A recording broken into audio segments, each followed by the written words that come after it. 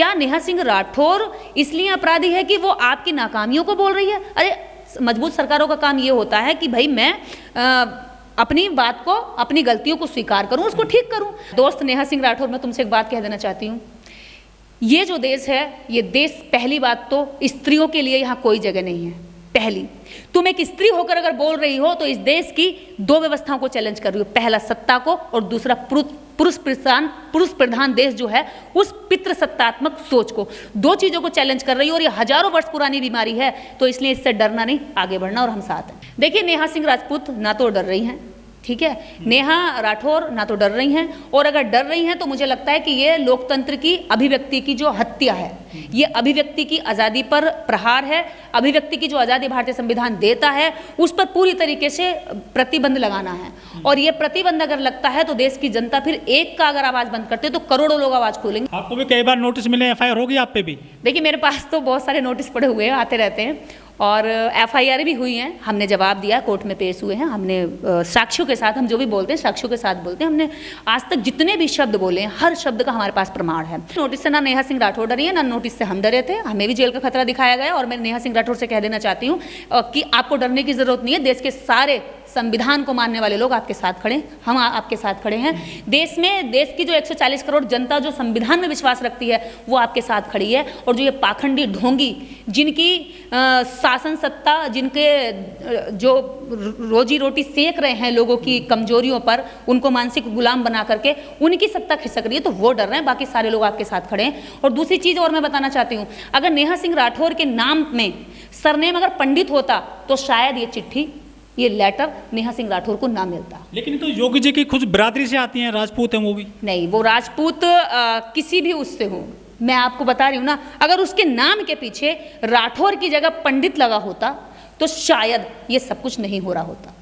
लेकिन कानपुर देहात में तो माँ बेटी को कुचल दिया, वो जल के मर गई हैं, वो मकान तोड़ दिया गया था उनका। बता रही हूँ ना, निशाने पे यही लोग आ रहे हैं आजकल। निशाने पर यहाँ सबसे ज्यादा जो है वो SC OBC है, वो SC OBC है, और दूसरी नंबर पर है यहाँ अगर कोई है तो देश की वो सारी महिलाएं हैं जो आवाज उठाती हैं, देश की वो सारी आवाजें हैं जो आवाज करती हैं कि बल ये अत्याचार नहीं चलेगा, ये शोषण नहीं चलेगा, ये गैर बराबरी नहीं चलेगी, वो लोग इनके टारगेट पर हैं। और अगर नेहा सिंह राठौर ना होकर के अगर ये पंडित होती, मिश्राइन होती, चतुर्वेदी होती, त्रिवेदी होती, या किसी भी नाम के टाइटल से होती तो आज सारे साधु संत उनके पक्ष में सड़कों पर उतर रहे होते। नेहा सिंह राठौर सधे हुए शब्दों में और सच्ची बात पर लिखती हैं, गाती हैं, और नेहा सिंह राठौर को जो भी मिला है उन्हें किसी मीडिया ने नहीं दिया, किसी मंच ने नहीं दिया, किसी ने नहीं दिया, वो उन्होंने अपने शब्दों से कमाया, अपनी सच्चाई से कमाया, अपने खुद के मंच से कमाया, अपनी सोशल मीडिया से कमाया। किसी ने उनको ऊपर से ला करके नहीं डाला, वो नीचे से उठ करके ऊपर गई है। तो जो नीचे से उठकर ऊपर जाता है उसको गिराना बड़ा मुश्किल होता है, और नेहा सिंह राठौर के साथ भी यही होगा। मुझे लगता है कि बहुत जल्दी से हिम्मत नहीं हारेंगे, और हम साथ हैं।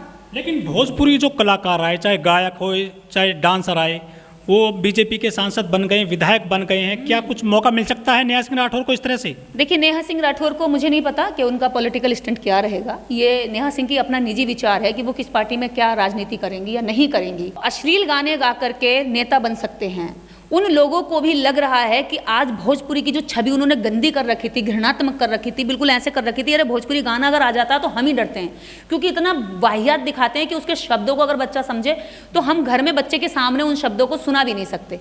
इस तरह के, मतलब चोली से बाहर निकल के कोई गाना ही नहीं लिखते, वो चोली से बाहर निकल के महिलाओं के शरीर की बनावट पे गाना लिखेंगे, महिलाओं की लिपस्टिक पे गाना लिखेंगे, महिलाओं की चोली पे लिखेंगे, इससे ज़्यादा उनका कोई दिमाग नहीं है। अब उनको चैलेंज देने वाला कोई आ गया, और देने वाला चैलेंज भी कौन? एक स्त्री जिसकी चोली में झांक झांक के इन्होंने गाने लिखे, वो लड़की आज चोली से हट करके शब्दों पर गाने लिख रही है, मुद्दों पर गाने लिख रही है, सवालों पर गाने लिख रही है, जनता पर गाने लिख रही है, दर्द पर गाने लिख रही है। तो इन्हें तकलीफ हो रही है कि बताइए, हम तो अभी तक जनता को यही बता रखे थे कि भोजपुरी गानों में क्या लिपस्टिक का गाना होता, चोली का होता, और ये कह रही है कि नहीं भाई, इससे भी ऊपर कुछ हमारी सोच हो सकती है। तो ये तो इन्हें धन्यवाद देना चाहिए नेहा सिंह राठौर का कि इनकी जो गंदी छवि इन्होंने बना रखी थी अपनी भोजपुरी के गानों पर, वो उन्होंने सुधारी है, वो साफ सुथरी बनाई है।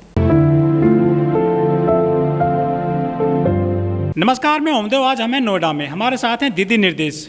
दीदी निर्देश जी एक संगठन चलाती हैं जो सावित्रीबाई फुले जो महासभा है उसके अध्यक्ष भी हैं, और समय समय पर अपनी तीखी प्रतिक्रिया देती रहती हैं। देखिए, तीखी प्रतिक्रिया नहीं देते, हम सच बोलते हैं, अगर वो सच उनको चुभता है तो हम सच बोलना नहीं छोड़ सकते ना। सच्चाई इतनी कड़वी है तो फिर हम बोलने के लिए तैयार हैं, लेकिन आप उसको पचा तो लो कम से कम। आप सच्चाई को नहीं बोल रहे, छुपा रहे हो।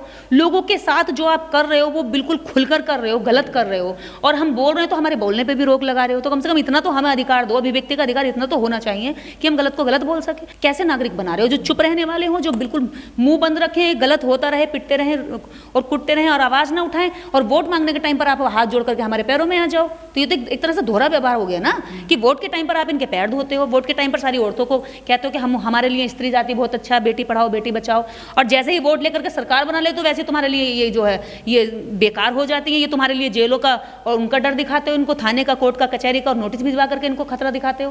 तो ये तो गलत बात है ना। जो नेहा सिंह राठौर के लिए जो नोटिस भेजे गए हैं उनको किस तरह से देखती हैं आप? देखिए, नेहा सिंह राठौर सरकार की जो नाकामियां हैं उन पर वो गीत लिखती हैं, गाती हैं, और पूरे देश की जनता उनको लाइक करती है।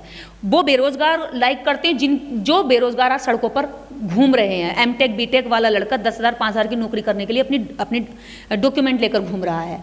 तो जो बेरोजगारों की बात लिखती है, जो कमजोरों की बात लिखती है, जो शोषितों की बात लिखती है, जो देश की उन जो वादे करके सरकार बनाई गई थी, उन वादों पर अगर बात करती है तो वो कहाँ से अपराधी हो गई। आपको पता होगा, न्यूजीलैंड की प्रधानमंत्री थी, जब उनके न्यूजीलैंड में जब हंगामा हुआ, एक हमला हुआ, तो न्यूजीलैंड के प्रधानमंत्री ने खुद आकर के कहा संसद में कि मैं आज मुझे दुख है कि मैं अपने देश को बचा नहीं पाई, और ये हमला हुआ, ये मेरी नाकामयाबी से हुआ। इस नाकामयाबी का जो पूरा जिम्मा है मैं अपने सर पर लेती हूँ और मैं इस्तीफा देती हूँ। लेकिन सरकार कुछ अच्छे काम भी तो करती है, उनके बारे में तो नहीं लिखती हैं वो। देखिए, सरकार जो अच्छे काम कर रही है उसका व्याख्यान करने के लिए जो स्ट्रीम मीडिया है, बिकाऊ मीडिया, दलाल मीडिया, वो तो काफी है ना, वो तो रात दिन कर रही है ना भाई। उनके जो अच्छे काम नहीं है उनको भी अच्छा बनाने के लिए पूरी तरीके से मीडिया लगी पड़ी है। तो अब और क्या चाहिए आपको कि सब कुछ अच्छा ही अच्छा बोलें, आप गलत भी करें तो उसको भी अच्छा बता करके दिखाएं। ऐसा कर तो रही है आपके लिए स्ट्रीम मीडिया, खरीद तो रखी है आपने सारी। सब मनु मीडिया एक तरफा होकर के सारी सरकार की तारीफ करती है। और आप देखिए, इंटरव्यू भी लेते हैं तो ऐसे नहीं लगता कि वो पत्रकार हैं। अगर जब वो इंटरव्यू लेंगे, सवाल करेंगे, बात करेंगे, तो ऐसा लगेगा एकदम से कि मतलब इस पार्टी के प्रवक्ता बनकर आए हैं, बहस करेंगे, ना कि सवाल करेंगे, ना चर्चा करेंगे, ना ही उनके सवालों को सामने आने देंगे। जो पहले राजा महाराजा पता है क्या होते थे? कवि रखते थे, असरफियाँ देते थे, पैसा देते थे, और वो उनका मनोरंजन करते थे। ऐसे मनोरंजन करने वाले कवि उनके पास बहुत सारे हैं। एक अकेली नेहा सिंह राठौर, इधर क्या कहते हैं राहुल नागपाल, जो 2-4 कवि हैं जो क्या कहते हैं ब्राह्मण टाइटल नहीं रखते अपने नाम के पीछे, वो अगर देश की नीतियों को, सरकार की गलत नीतियों का विरोध करते हैं तो वो अपराधी हो जाते हैं। उनको नोटिस भेजोगे, उनका नाम नहीं लोगे, उनको इग्नोर करोगे, उनको देखोगे नहीं, उनको अपराधी बना करके क्या कहते हैं जेलों का डर दिखाओगे। ये तो सरासर गलत हो गया ना। भाण कवि, दरबारी कवि हो, जब तुम्हारी तारीफें करते हो तो तुम फूले नहीं समाते हो, तब तो तुम्हें बड़ी खुशी होती है। तो पक्ष और विपक्ष दोनों की बात सुनने की क्षमता होनी चाहिए ना सरकार में। ये थोड़ी हो गया कि आपको सारे भाण कवि चाहिए, बिकाऊ थोड़ी होते हैं सब।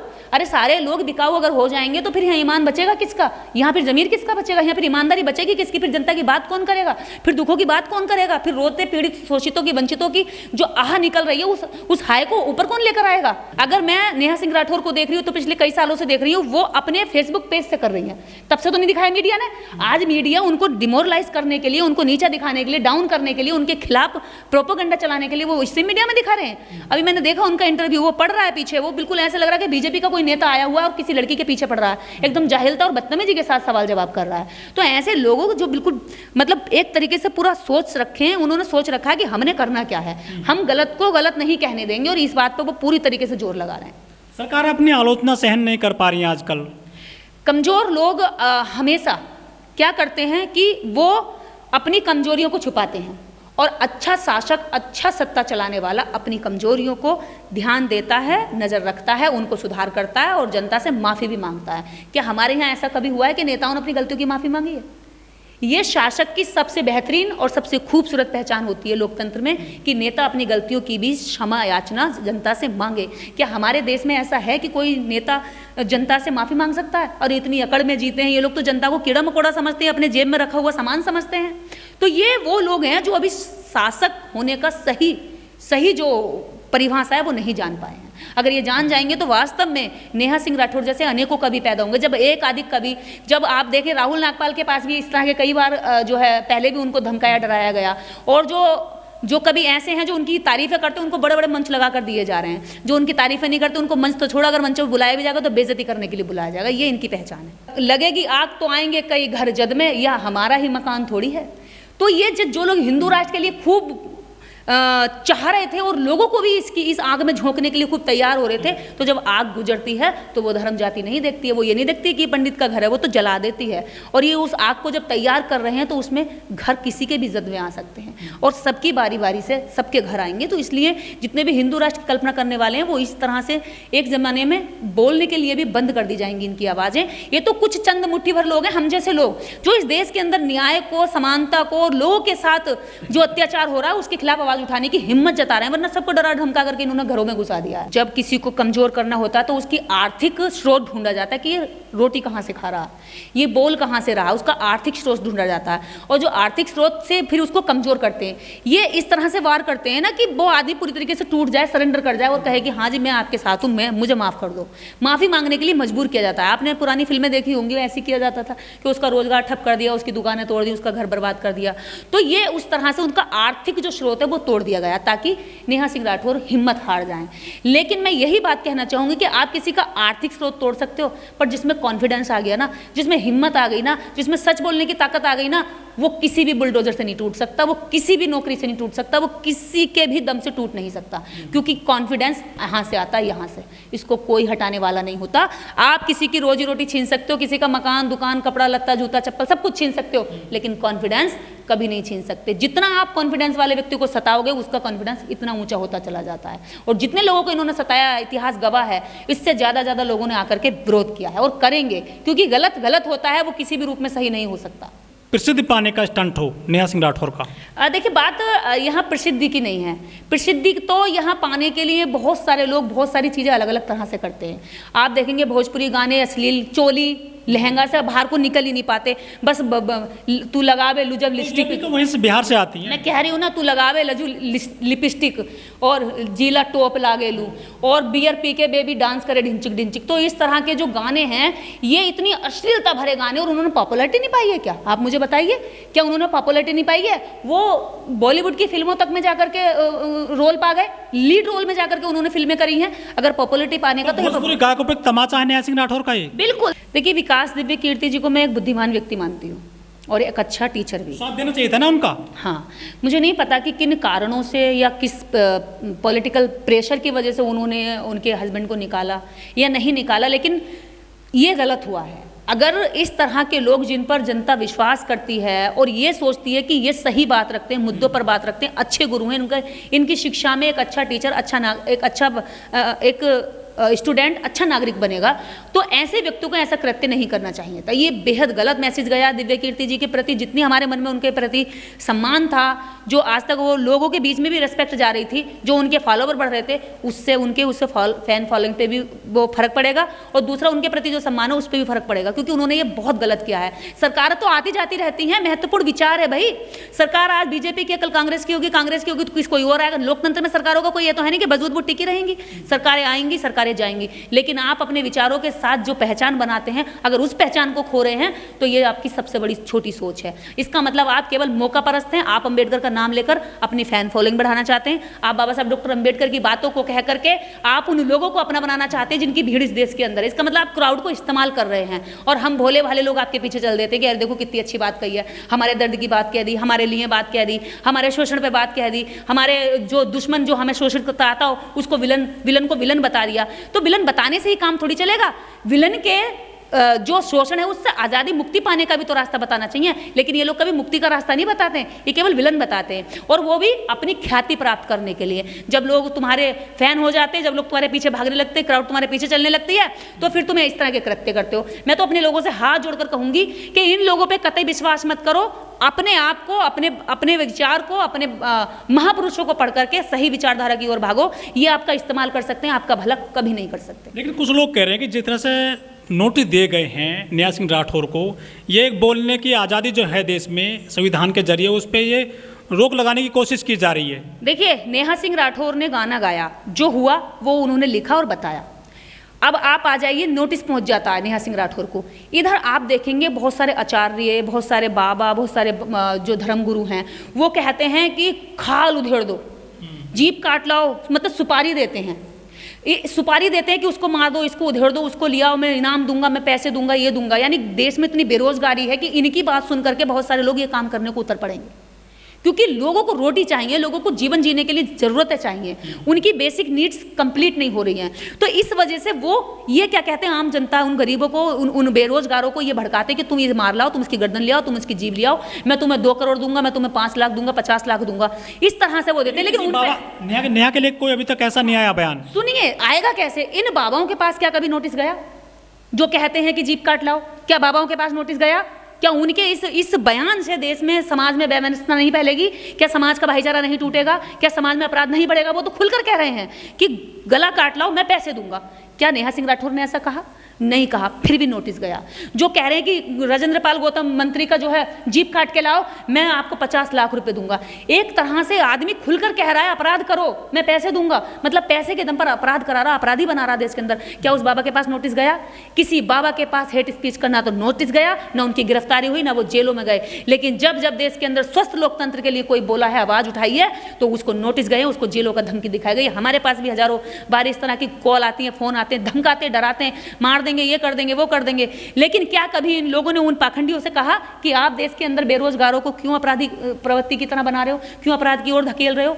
लेकिन फिर भी मैं ये मानती हूँ, इस देश की जनता को, इस देश के बेरोजगारों को फिर भी मैं कहती हूँ कि भाई आप में बहुत पैशंस है, ये बना के रखो। ये लोग आपको अपराधी बनाना चाहते हैं। पहले सरकार आपको आप बेरोजगार बनाएगी, भूखा नंगा रखेगी, फिर ये बाबा आपको अपराधी बनाने के लिए पैसे देंगे। अरे पैसे देने तो इनसे नौकरी करवाओ, पैसे दो। ये सारे काम करने के लिए जनता तैयार है। रोजगार मांग रही है, इसलिए तो रोजगार मांग रही है कि मैं काम करूं और आप मुझे पैसे दो।